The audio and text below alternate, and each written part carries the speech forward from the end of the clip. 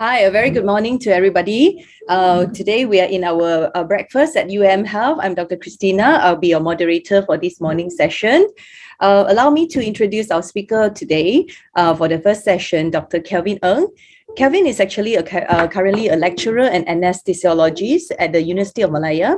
His current interests including pediatric anesthesia, pediatric regional anesthesia, and patient blood management.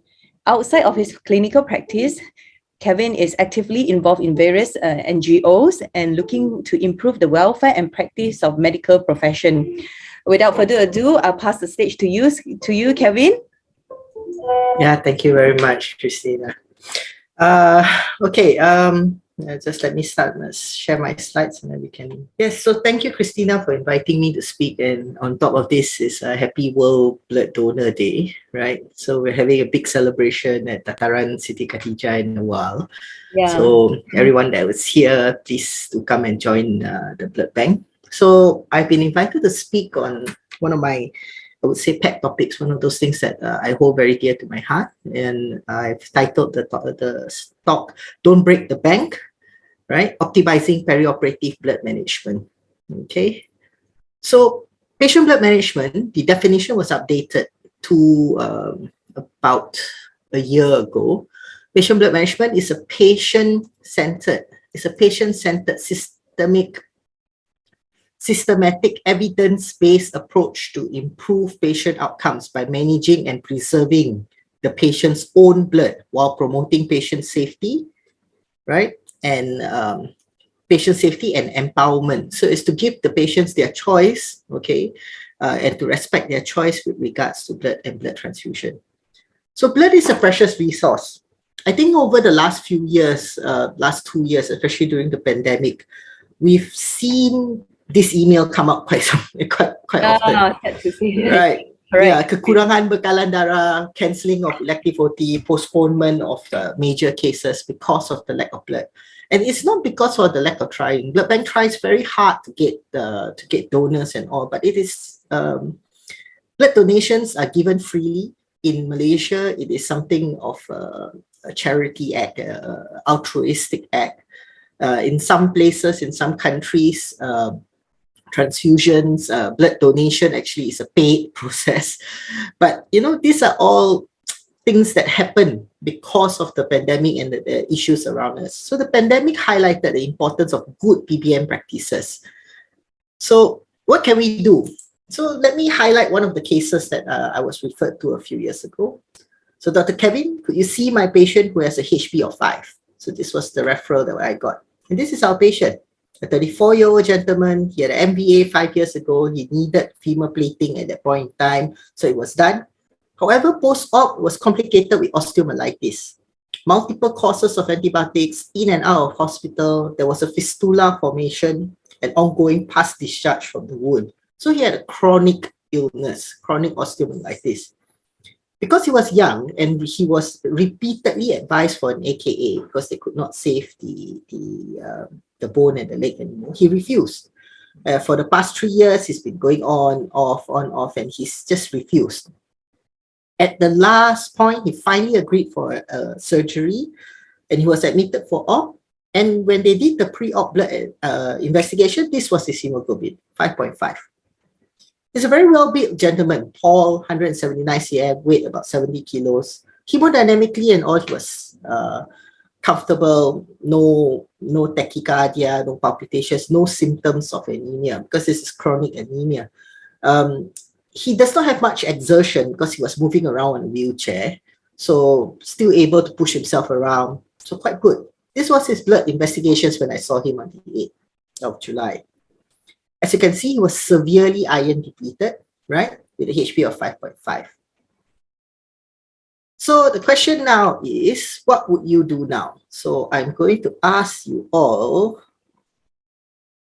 to go to Mentimeter, right?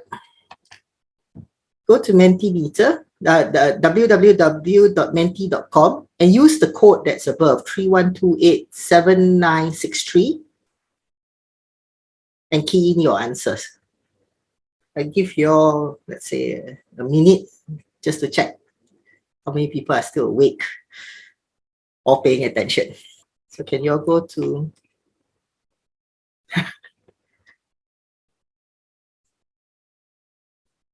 Yeah, okay, we've got some responses coming in. Right. So, well, still some answers coming in. Yes, excellent. Transfused PEC cell seems to be gaining traction. So the HP is 5.5 to those that are just joining us. The HP is 5.5, 70 kilo tall gentleman. Other than that, he is, well, hemodynamically stable, no problems. Okay, and plan for surgery for an AKA. So Christina, you can see that we got a quarter of our participants for transfused PEC cell. I hope the blood bank, I hope these people who pick transfused PEC cell come and donate blood today. Yeah, just for some side, yesterday, 14th of June is our World Blood Donor Day celebration, and today we are having at our PPM level in Pasar Siti Khadijah. So our event starts at 9 o'clock. Okay, welcome everybody to join us in this first ever physical event of post-COVID. Yeah. Okay, so I'm going to thank you, Christina. So I'm going to close now, and then we're going to continue my talk. So as we can see, if we close it now, okay, 54% says IV iron, 15% says start oral iron at double the dose, and 31% says transfuse PEC cell. Okay, now I will tell you this: transfusing IV iron at double the dose does not, oral iron at double the dose does not work. Okay, it is by nature, the physiology of chronic illness, and IV iron, and oral iron, it does not work at all because of the upregulation of of the iron transports, where hepcidin is increased, and that reduces iron absorption. So in many patients, iron every other day actually improves iron absorption rather than double dose of whatever iron that you're giving. Okay, so obviously transfusing PEC cell is I would say, the easy way out. Okay, if you want to transfuse PEC cell, you want to transfuse 3 pints, top him up to 8, and then proceed with the surgery, that's the easy way out. Okay, it's not an emergency surgery. It's waited for 3 years. There is time to optimize this patient. Transfusing the PEC cell carries with it the risk of all the allergenicity. You know, you're giving him antigens. You know, make it more difficult for him to receive transfusions later on. All the other complications of transfusions. So what we did, I saw him on the 8th. I spoke to the surgeons. We discussed the case. The patient was agreeable to wait. We gave him IV iron 2,000 milligrams. Okay. I told them to wait for at least 2 to 3 weeks. In 2 weeks' time, we saw him again. His HB was 9.2.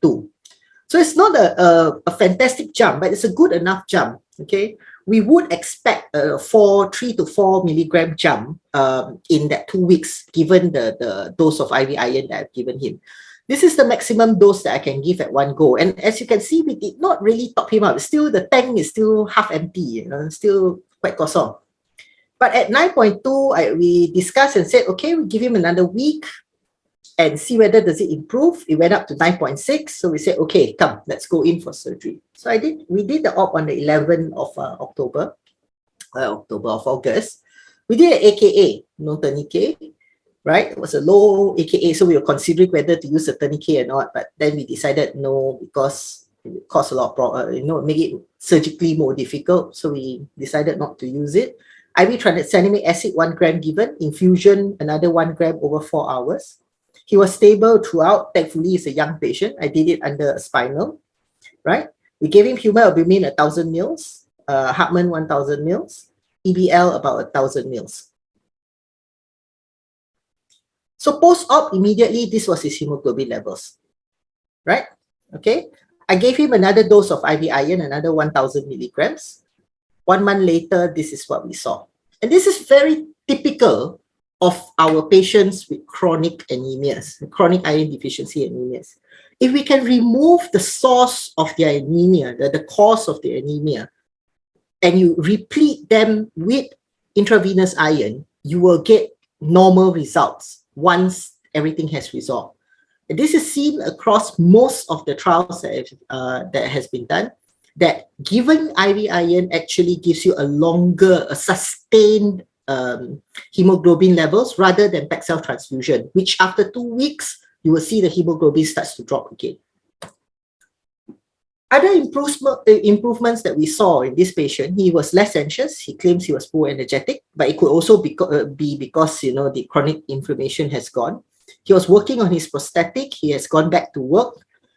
He had less hair loss. These are the added benefits of repleting your iron stores. Losing hair is a sign of iron deficiency. Having pica for eyes is also a sign of iron deficiency. So these are things that we can pick up on. So this is why I do perioperative PBM. This is one of the many cases that we've managed to, I would say, hold off on blood transfusion. This is an old study, but it's a very big retrospective review, and it's on 227,000 patients. This is from the Anaesthesiology database. I wish we had something as big as this here. But we had about 20,000 patients. 30% were anemic prior to surgery. After adjustment, mortality odds ratio was higher in those with anemia than those without, consistent with mild anemia and moderate to severe anemia. So morbidity and mortality studies, I think we have to look at very big numbers. Then only we can see the true nature of the disease. And post-operative morbidity, again at 30 days, again adjusted, was higher for those in anemia. This study then came out in 2020, if I'm not mistaken, right? It came out in 2020. And it said that with a large network meta-analysis, patient blood management interventions do not lead to improved clinical benefits or cost effectiveness. Wow, this one, when it came out, really hancur berkecai, I was really very sad. But this was a network meta-analysis, included almost 400 trials. This is what they said was their conclusion. Like I said, it was heartbreaking for us. But when we look into the data itself, as you can see, PBM actually reduces the risk of transfusion, reduces FFP transfusion, platelets, all the blood products, reduces the risk of reoperation for bleeding, reduces the number of PEG cells transfused, and reduces blood loss. Okay, effectiveness, all were not really there. It improved ICU and hospital length of stay. So this is quite good results in that way. When they did the network analysis, what they found, what was the most effective PBM initiatives. The most effective is restrictive transfusion, tranexamic acid, point of care testing, and cell saver. But when you look at this, well, I say, good, But we must remember, and I'll talk about it in a little while, point of care testing, cell saver, susah sikit lah, especially in our setting. The next best was restrictive transfusion, tranexamic acid, and iron, and IV iron, which, of 0.22 and 0.2, not much difference. Mortality and all, I said, nothing actually really helps with it. So we didn't actually see that any improvements with mortality. Evidence was a little bit scattered. As you can see, the trials, the majority of the trials were restrictive, okay, and tranexamic acid. And this is probably why we had very good results for these two. Perioperative iron therapy, only 1,000 participants, only 8 RCTs. So not much being done about that. And I think this is part of the reason why we skew, and this is what, meta-analysis, we try to adjust for it, but this is one of the skewings that occurred. The next trial that we were waiting for, of course, was the PREVENT trial. This was one of the biggest, is the biggest RCT for iron studies, for IV iron preoperatively to date. What they gave was 1,000 milligrams of ferric carboxymaltose, okay, preoperatively, at least 2 weeks before the surgery. But what they found was there was no difference in terms of the primary outcomes. Death or blood transfusion occurred similarly. There was not much, there was no improvement. The blood, there was no reduction in blood transfusions, there was no improvement in mortality, but there was only one small improvement that if you receive IV iron, you had less risk of hospital readmissions compared to those that did not. What the two things that we look for in this study is that the IV iron that was given, the 1000 milligrams, if I were to see it, is probably not enough for most patients. 1000 milligrams is actually just probably the basic, the minimum dose that you would give. Most patients require 1,500 to 2,000, especially if you are dealing with bigger patients. So this is where we came up with our own. So this is UMMC data, next things that I'm going to share. I did this review in 2018, just end 2018. This is the preoperative anemia incidence for gynae surgery, for DJR, for colorectal surgery. And this is way above whatever was reported earlier. Most studies report 30 to 40%, but I was looking at this for major gynae, major DJR, that means hip, THR, redo TKR, bilateral TKRs, colorectal major laparotomies, gynae, TAPSO, open, and above. So this is your preoperative anemia, okay? And overall, our incidence was 66%. And this is what we found for transfusion rates and the odds ratio. This is where it gets interesting. If you had a normal HB, normal meaning a HB of 13 and above, your risk of transfusion was only your incidence of transfusion was only 5.6%. If you're anemic, less than 13, your risk is 31%. If we look at gynae and all, and you can see the risk odds ratio increases if you are anemic compared to if you had a normal HB. What else did we find? We also found that those with severe anemia, and this is my definitions of anemia, mild anemia, moderate anemia, severe anemia, this was your average length of stay. And as you can see, if you had a HB of less than 8, your length of stay was about 20 days. This is pre-operative HB, not after the surgery and whatnot. And it was significantly increased across the groups. So what did we do? We created what we call a PBM protocol, where pre-op, I recognize the at-risk patients, we investigate for iron deficiency, we do a restrictive transfusion trigger intraoperatively, we try to shield the patient from transfusions, we give tranexamic acid. Post-op, I replete the IV iron for whatever blood loss that happened intra-op, even after topping up pre-op, and we had restrictive transfusions post-operatively. So this is a suggestion for optimization of anemia. This is something that I'm working on to try and implement it within the hospital for pre-operative anemia. At this point in time, if you do have a patient which you suspect with anemia, you would like me to correct it, or would like us to correct it within the anesthesia department, can refer to us. Just do FBC and iron studies. If you look at most international recommendations at this current moment, especially 2018, there was a Frankfurt recommendation. What they recommend is that if the patient is at risk for blood loss more than 500 mils, do a FBC and iron study, investigate for anemia, because then we can correct it 2 to 4 weeks prior to surgery. The minimum, actually there's no minimum days to when you can stop, you can give the IV iron, because the benefits, like I said, it will extend post-op as well. But if you want to see the HB increase pre-operatively, you need at least 2 weeks. And the more severe the anemia, the longer that you would require. We would review the FBC and all, we would give the iron if needed, and then we will do a follow-up. So this is my protocol, right? Looks complicated and all. And the IV iron that I use is IV isomaltoside, and the reason because it is, even though it's more expensive, it's the most convenient to be given as an outpatient.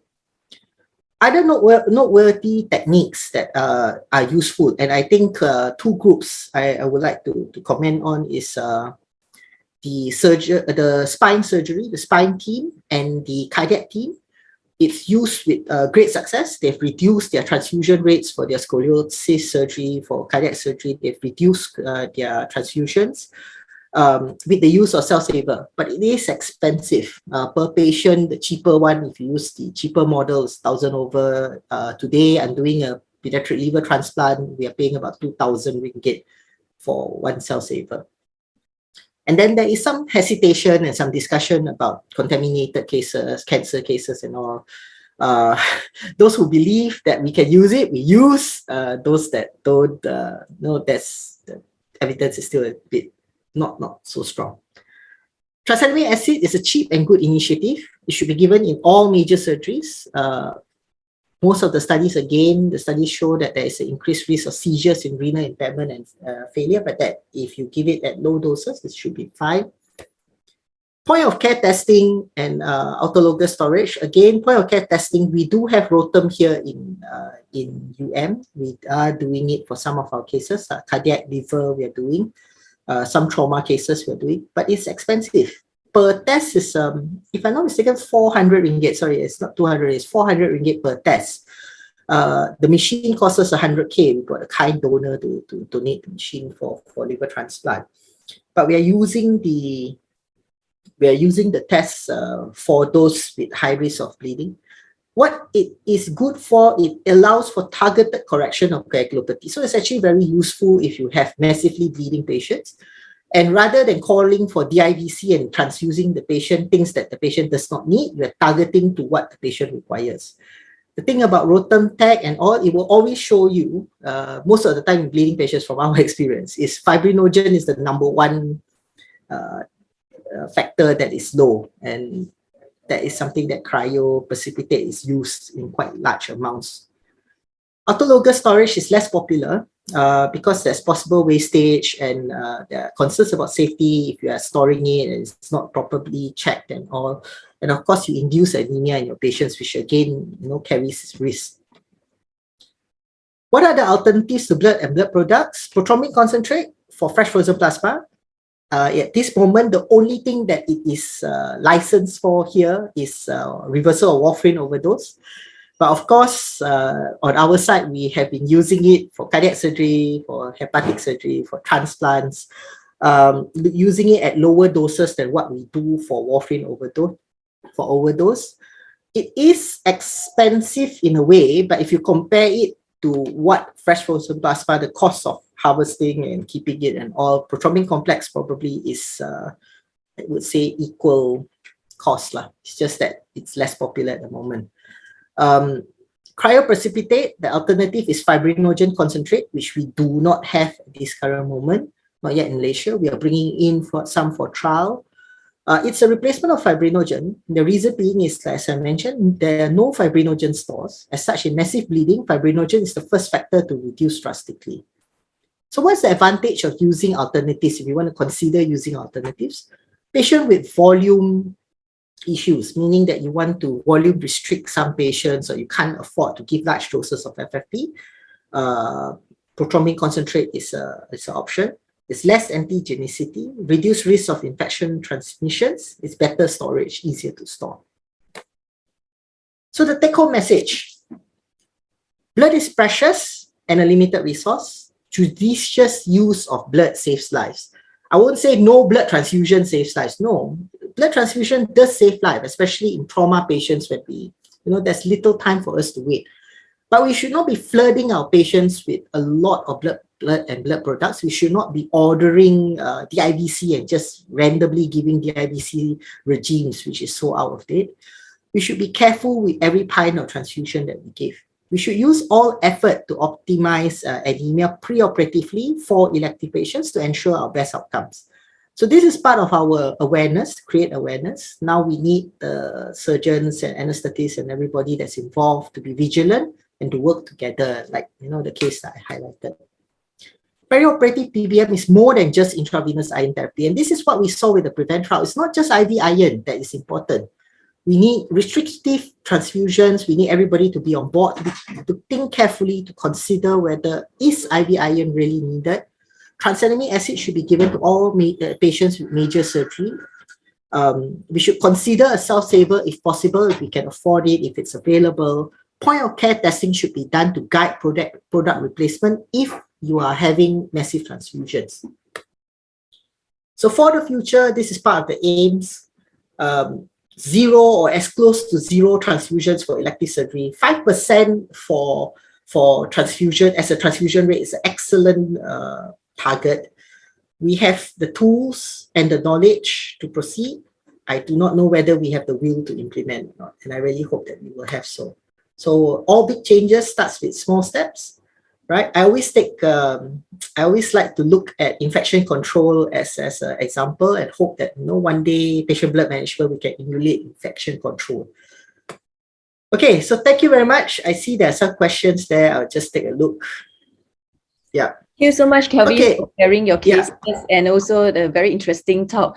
In fact, in our database, about 30 to 40% of our red cell transfusion are given to patients on perioperative anemia or even preparing them for elective surgery. But the exact percentage of how much that we give to perioperative anemia, that one we don't have the exact data. But yeah, thank you so much. Maybe we'll take two questions here, Kelvin. Okay, the first question. Yeah, so I will answer. I think it's there. I'll just read it, Christine. Okay. Krishna, I think it's easy. Prof. Shireen, it's very easy. Why are we saying that if both patients going for op, one male, one female, okay, one female starts at HB of 12, one male starts HB of 13, our transfusion trigger is 7 for both, okay, or 8 if you got medical problems. Don't you think the female is already at risk or already closer to transfusion than a male? So this is where the international consensus on perioperative anemia has come about. And they have recommended that for patients coming in for surgery, male or female, the HB limit should be 13. Because we should start on equal footing. Our transfusion does not say that for females, I'm going to allow a lower HB of 6 before I transfuse. Our trigger or our level in which we would say, yes, I definitely need a transfusion is the same. So this is the argument that we go why we use 13 and why I am promoting HB of 13 for all patients, regardless of whether male or female. For Prof. YK, in terms of anaphylaxis and all, we have given about 130 patients.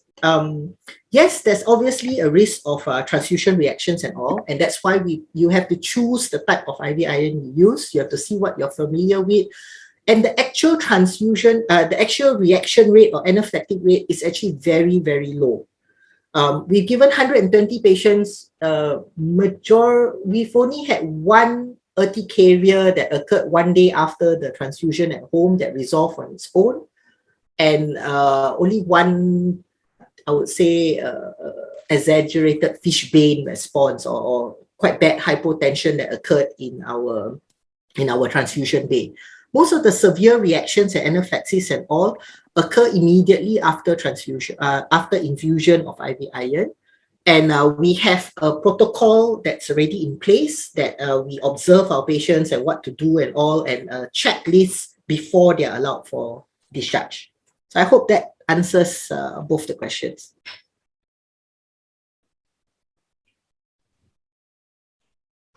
Yep, Kelvin. Okay, I think we are on time. Now it's already 8:28. If you have any more questions, feel free to email to Dr. Kelvin on the 2 email lists shared above. Okay, well, if no further questions, thank you so much, Kelvin, again for speaking on behalf of Don't Break the Bank. And today we are celebrating again our World Blood Donor Day officially in Pasar Siti Khadijah. I welcome all of you to join us. And this year our team will be donating blood is an act of solidarity.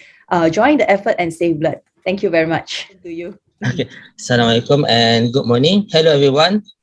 I'm Rusdi and welcome to today's second webinar. So the topic is novel technique for delayed wound closure. So I would now like to introduce our presenter, Dr. Singh, a consultant orthopedic surgeon from Orthopaedic Trauma Unit. So a little bit introduction about him. Dr. Simmrat is graduated with a basic medical degree from National University of Ireland in 1998. He had experience working in various hospitals in UK before he returned to Malaysia. And he obtained his master's in orthopedic surgery from in 2008. And as one of the pioneers in our orthopedic subspecialty trauma team, he has a vast clinical experience treating patients with musculoskeletal trauma and infection.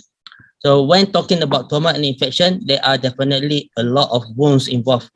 Thus, the topic today is very close to his heart. Managing orthopedic wound has been his favorite breakfast, lunch, and also dinners for many years. So without further ado, I would like to invite Dr. Simmrat Singh to deliver his talk. Good morning, everybody.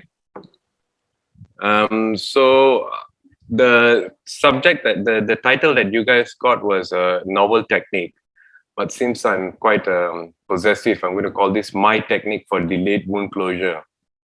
So it's something that we see very commonly in our surgical specialty, especially if you're dealing with trauma patients, where you have a lot of infection, poor wound healing. And so sometimes we need to close the wounds in a delayed manner or in a gradual manner. So this is a technique that we came out with, and I think it's ideal for our setting in Malaysia, where the cost and the price is we are very cost sensitive. So we came up with this technique a couple of years back, and this uses cable ties, or also known as zip locks, that you can get in your hardware store. So just to revise what type of wound healing we have, this is taking us back to our medical school days. You got primary wound healing. So this is where the edges are brought close together. And this wound usually results in a small scar. There's very minimal granulation tissue, and the scar is as well, it's a nice scar that you get. This is what happens when we suture a wound. So the healing is direct, okay? Then we have secondary wound healing. This is where the wounds are left open rather than stitching them together. And the wound heals from bottom up. It fills in and it closes up naturally. So you have a lot of granulation tissue.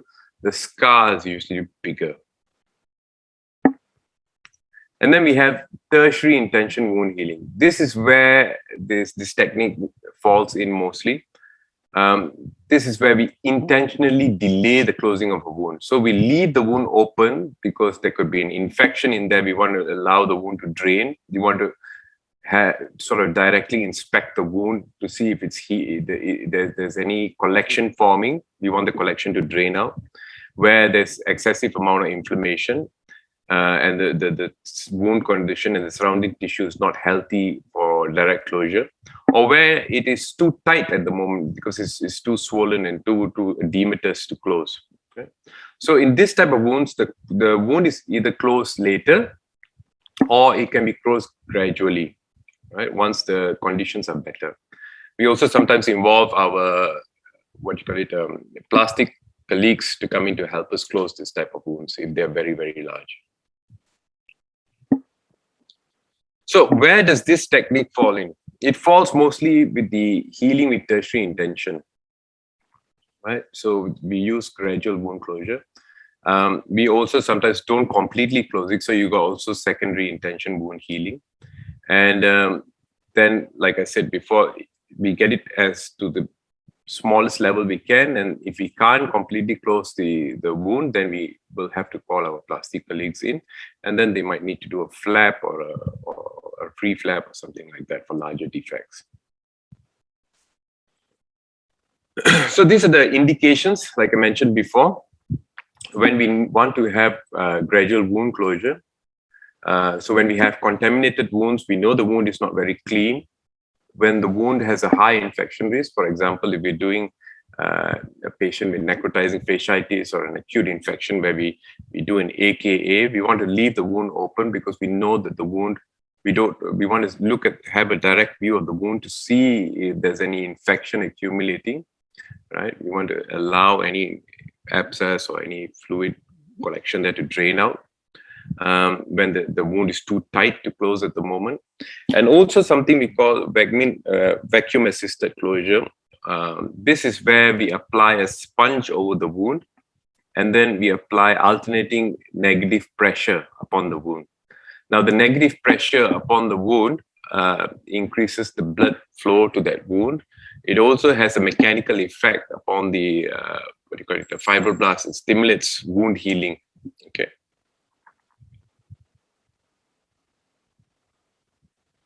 So these are all the various torture devices that orthopedics and surgical department uses to close the wound. A lot of them are commercially available, but they are quite expensive, especially with our setting here. This one here, where we use a vessel loop, is the most commonly used technique. Now, the idea that came to me was when I saw our MOs trying to close this wound using this vessel loop. So in a vessel loop, we put surgical clip staples on the edge of the wound, and then we thread the vessel loop, which is a elastic band, through the staples and in a shoelace manner. And then we progressively, over the next, every 2 or 3 days, somebody comes around, tightens the loop and threads it through, and tries to pull the wound edges closer.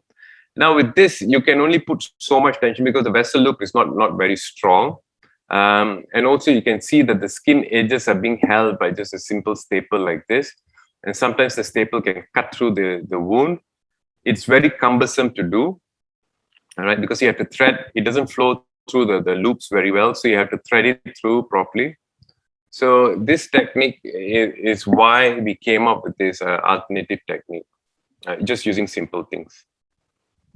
Now, we cannot ignore standard principles. We still have to follow our standard surgical management of our wounds. You have to have thorough debridement of the wound. You have to preserve viable, clean, healthy remaining tissue. You have to ensure that whatever pockets there are able to drain out well, right? You have to eliminate the dead space. So you go in there, you might have to put some internal sutures. And then you have to aim for eventual wound coverage. The other part that's often sort of ignored, which I'll touch upon at the end of our talk, is the constitutional aspect of the patient. Okay, that means like what Kevin talked about, whether the patient is anemic, what's his protein, what's his nutrition status, okay, how is he in a general overall picture, is he having another organ failure? So manage all the peripheral aspects. We tend to focus too much on the wound itself and try to address the wound without looking at the patient and dealing with the other aspects of wound healing. So we cannot ignore that, and we have to pay its due respect. So we published this paper in 2021. We used, what we need to use is this thing called a Ziploc. I think all of y'all who've gone to the hardware store or anything like that, you would have seen this ratcheted plastic polyethylene Ziploc. They call them Ziplocs, they call them cable ties, tie wraps, but the basic mechanism is the same. It's got a lock with a sort of a serrated, geared plastic lining. And this ratchet, you're able to pull it and tighten it in only one direction. And it doesn't allow, once you've tightened it, you can't loosen it, right? And the other important thing that we need is a surgical staple, right, on the left here. This is what we use to close wounds acutely in our operating theater.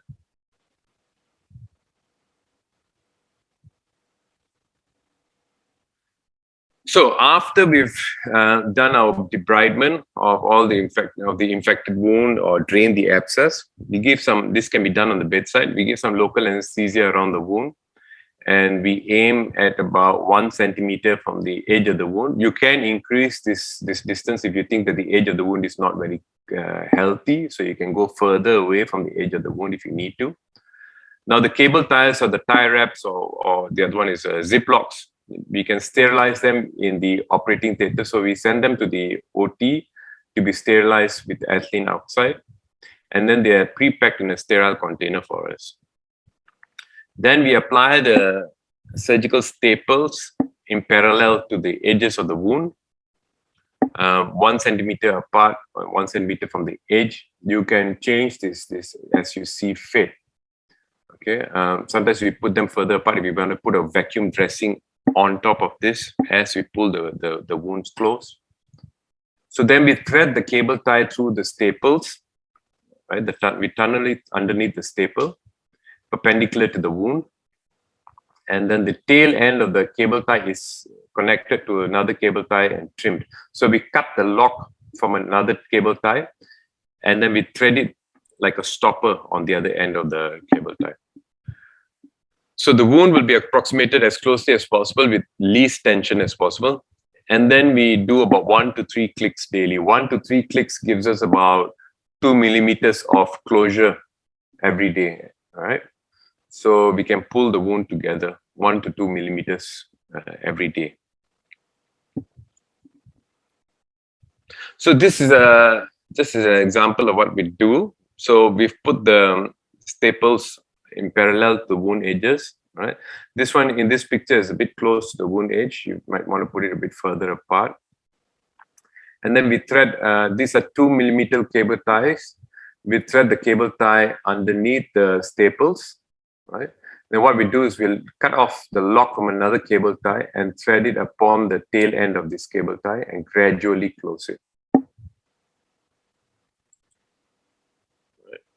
So this is the wound to begin with. This is the wound towards the tail end of our treatment. So our MOs had to clean it and push it. So she had a chronic wound with infected bursa. We had drained it out, we had treated it, and then she came back in with a recollection. And so we decided to sort of let it close by secondary intention because it's happened the second or the third time now. So we pull the thing together and the wound has finally closed. Okay. So I've got a quick video, but when we tried playing back earlier, the music, the background music didn't play. So I'll talk you through the video, unless you want me to sing a song or maybe any request, I can sing the song as the video plays. Just give it a moment, it's a bit slow to start. So I don't know if you can hear the sound. So this is what we need. We need dressing sets, staplers, scissors. So we clean the wound, apply the staples on the edge of the wound, right, parallel, after giving anesthesia, local anesthesia to the wound. Then we thread the cable ties and tunnel it under the staples. Okay, and then we cut a piece of the lock from another staple and we thread the tail ends through. So that acts as a stopper against the opposite end staple, right?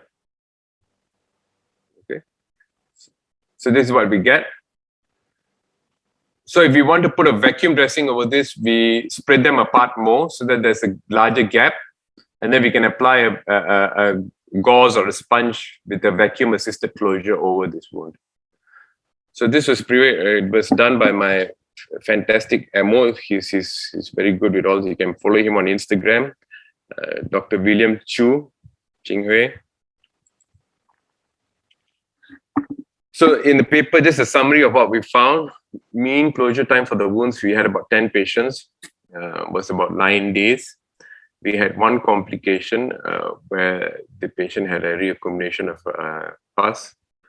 Then the length of hospital stay, this was because of the antibiotics mostly, was 41 days. Cost of dressing was 55 ringgit Malaysian. And the wound size, average wound size was about 30 centimeters squared.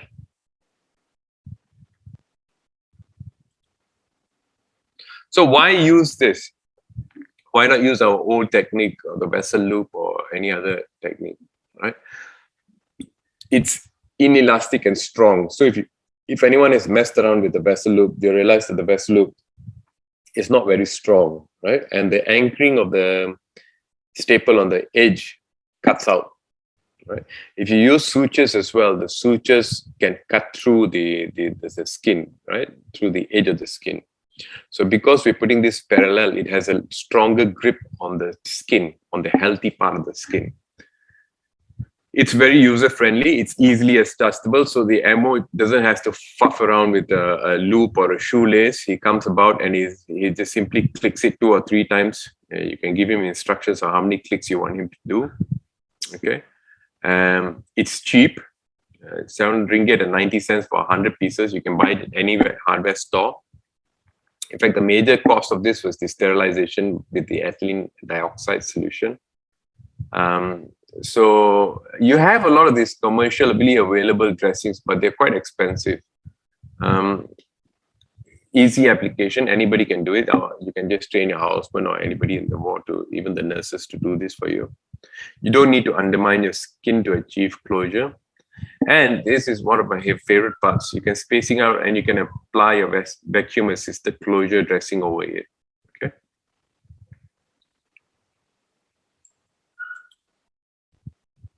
So just to touch before I finish this talk on optimizing our patient for healing. Just Kevin, maybe if you're still out there, you can tell us about this, because what I've observed is when the hemoglobin is low, and many studies to show that, you know, in anemic patients, our wound healing is poor, and that's a big concern for us, especially with diabetic patients and management of their wounds, because we have poor wound healing, and then we get infection and problems with that. So I like to maintain the hemoglobin ideally above 10 or above, right?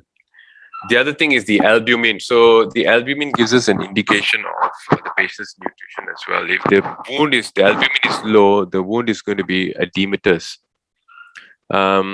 You also need to manage their diabetes well, and you have to also control the urea, because all the basic management of the patient to optimize their wound healing cannot be forgotten, right?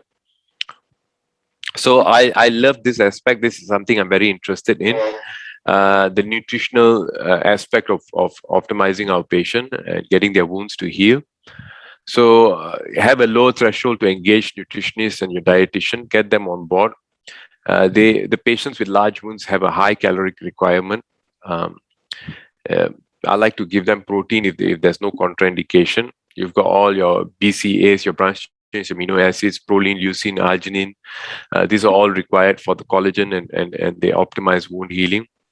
Consider your supplements: vitamin D3, vitamin C, and your zinc, the basic stuff. There are other supplements you can add. Now, I'm somebody who is in love with vitamin D3. I had a pet project where I tested the vitamin D3 in our patients randomly in my UMHealth clinic, and found that vast majority of our patients, the vitamin D3 was very low. So vitamin D3 has an effect upon, it's got huge effect. Now there's a debate whether it's a vitamin or whether it's a hormone. It's got aspects upon the mood. It's got your aspects upon your testosterone secretion for the guys. It's even got an effect upon your erythropoiesis, so anemia.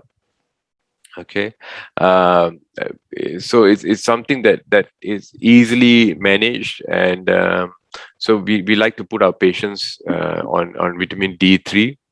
Now, in the future, we'll also be seeing things that can induce or help in sort of induce healing, especially this peptide medicine that's coming about. Okay, we've got, I think I was watching, we have about 400,000 different types of proteins in the body that have this epigenetic effect upon us. So this peptide medicine is going to be huge. If you're interested, you can read up about BPC 157, which is also being used to encourage wound healing, injuries, to have any injury, improve healing.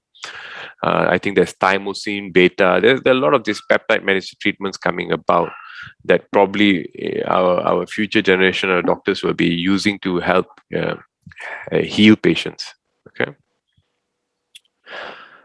Thank you very much.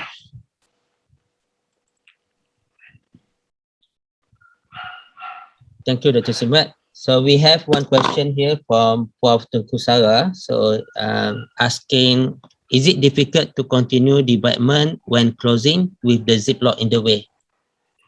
So you should have done your debridement thoroughly before putting the ziplock.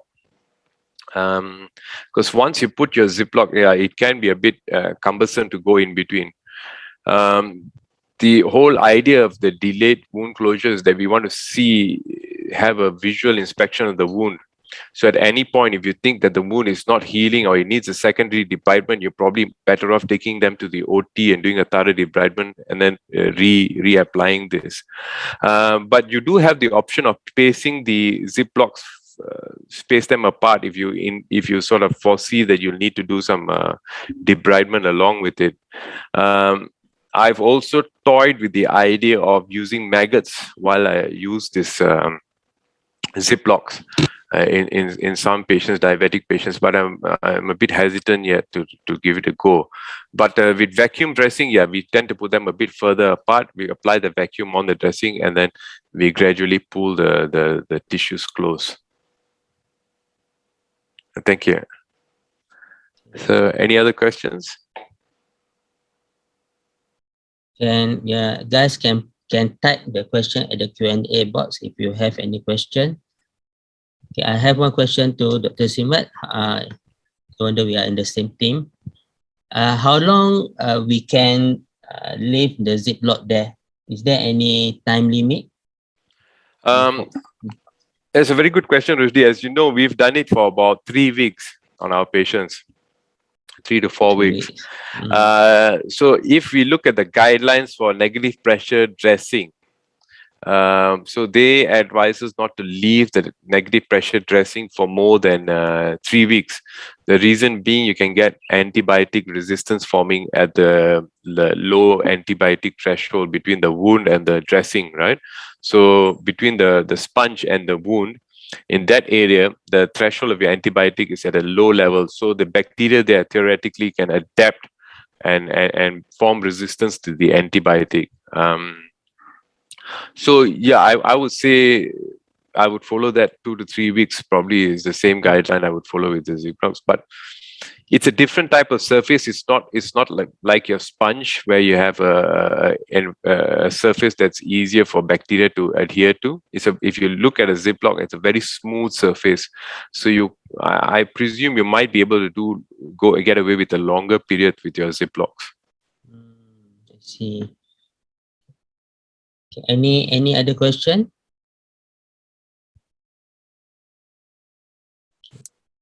It's a very specialized field. I think the surgical fellows will appreciate this. So it's something that I find it very useful.